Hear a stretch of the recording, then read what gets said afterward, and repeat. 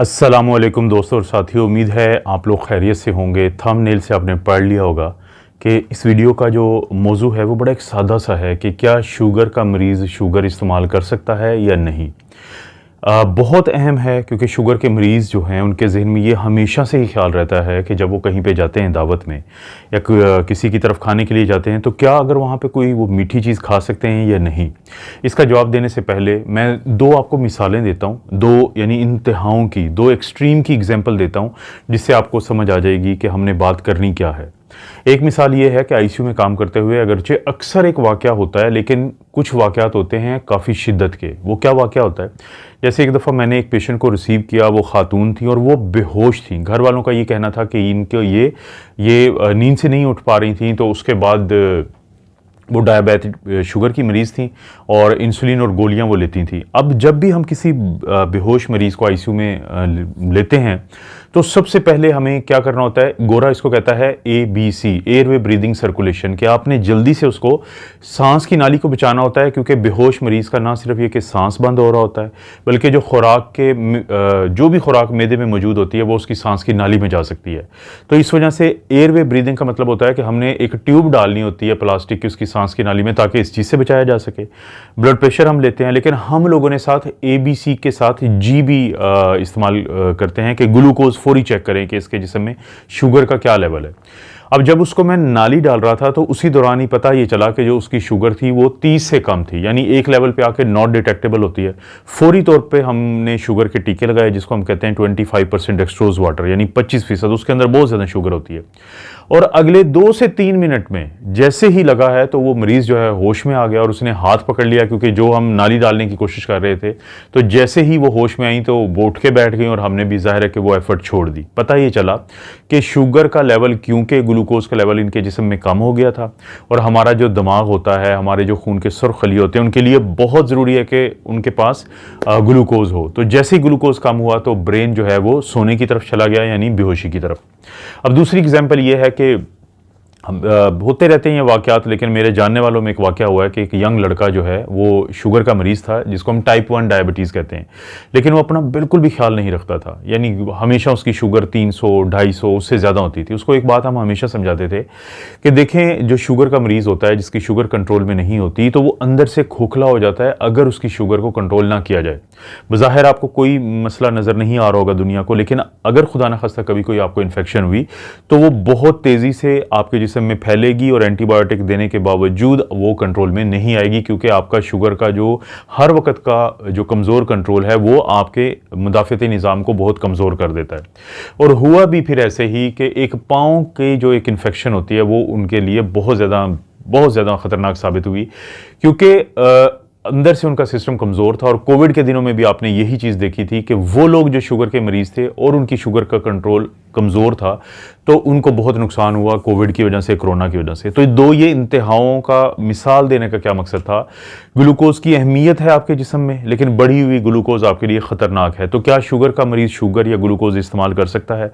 तो इसके लिए आपने बुनियादी ये फ़र्क देखना है कि जो ग्लूकोज आपके सामने लाई गई है वो किस हालत में है। पहले तो बात हम यहीं से क्लियर कर देते हैं कि अगर वो लोग जिनकी शुगर 250-300 से ज़्यादा हमेशा रहती है, वो शुगर नहीं इस्तेमाल कर सकते, वो ग्लूकोज इस्तेमाल नहीं कर सकते, वो कार्बोहाइड्रेट इस्तेमाल नहीं कर सकते, क्योंकि कार्बोहाइड्रेट आप जिस भी हालत में लेंगे आखिरकार वो ग्लूकोज, गैलेक्टोज या जो फ्रुक्टोज होता है या सुक्रोज होता है उसमें जाके वो तब्दील होता है। तो जब वो इब्तदाई शक्ल में जाएगा तो ग्लूकोज ज़ाहिर है कि आपकी 15 से 20 मिनट के बाद बढ़ जाएगी, और अगर आपकी पहले ही ग्लूकोज 250-300 से ज़्यादा रहती है तो वो चीज़ आपको नुकसान दे देगी। तो उनको हम निकाल देते हैं। शुगर के वो मरीज़ जिनकी शुगर बहुत कंट्रोल में नहीं रहती, बहुत ख़राब रहती है, तो वो तो मीठा ना ही ले। उसके बाद वो लोग जिनकी शुगर किसी हद तक कंट्रोल में रहती है, चाहे दवाइयों की मदद से, चाहे इंसुलिन की मदद से, चाहे वो टाइप 1 के मरीज़ हों कि जिनका लबलबा या पैंक्रियाज बिल्कुल ही इंसुलिन नहीं बनाता, या टाइप 2 के मरीज़ हों कि जिनका या तो बनाता कम है या बनाता तो है लेकिन आगे वो काम नहीं करती, जिसको हम इंसुलिन रेजिस्टेंस कहते हैं। तो उनके लिए ये बुनियादी तौर पे जानना ज़रूरी है कि वो शुगर को किस हालत में खाना चाहते हैं। अगर तो वो फल की हालत में खाना चाहते हैं, अगर वो सब्ज़ी की हालत में खाना चाहते हैं, अगर वो एक ऐसी सूरत हाल में खाना चाहते हैं कि जिस चीज़ को वो खाएंगे उसके अंदर प्रोटीन भी है, उसके अंदर फैट भी है, उसके अंदर फाइबर भी है, तो फिर तो वो खा सकते हैं, उनको नुकसान नहीं होगी, वो मीठी चीज़ उनके लिए फ़ायदा ही देगी। लेकिन अगर वो किसी ऐसी शक्ल में लेना चाहते हैं, जैसे कि हम ये टेबल शुगर जिसको हम कहते हैं, ग्रैन्युलेटेड शुगर होती है, फिर जो शक्कर होती है जिसको हम ब्राउन शुगर कहते हैं, या फिर शहद होता है, हनी होता है जिसको, जो बहुत ज़्यादा मीठा होता है। इसी तरह से मैपल सिरप होता है, जो कि जितनी भी आप जाते हैं ये दुकानों पे मीठी चीज़ें आप देखते हैं तो अक्सर के अंदर ये डला हुआ होता है, या सुक्रोज जो होती है वो। तो ये वो शुगर की हालत है कि जिस वक्त शुगर तो है लेकिन ना तो सब्जी और फलों की तरह उसके अंदर न्यूट्रिशन है, ना विटामिन्स हैं, और ना ही उनके अंदर आपको मिलता है कि वो फाइबर है। तो ये जो जैसे ही आपके जिस्म में जाएगी ये सिर्फ आपको ग्लूकोज बढ़ाएगी। तो पहले तो हम ये बात करेंगे कि आप अगर मीठा खाने को दिल है तो आप कोशिश करें कि शुगर की उस हालत को पकड़ें या कार्बोहाइड्रेट की उस हालत को पकड़ें कि जिसके अंदर फाइबर वगैरह हो। जिस तरह मैं जवाब दे चुका हूँ कि फल और सब्जियाँ, और ख़ास तौर पर वो सब्जियां जिसको हम ग्रीन लीफी वेजिटेबल, सब्ज पत्तों वाली कहते हैं, या जैसे कि ये गोभी वगैरह होती है, तो ये चीज़ें जो है ये आपको देंगी फ़ायदा। और जो अकेली शुगर होती है, जो मिठाई होती है, जो ये सोडा वाटर होता है, ये जो जूसेस होते हैं, ये आपके लिए होंगे नुकसानदेह। एक तो ये स्ट्रेटजी आप बना लें।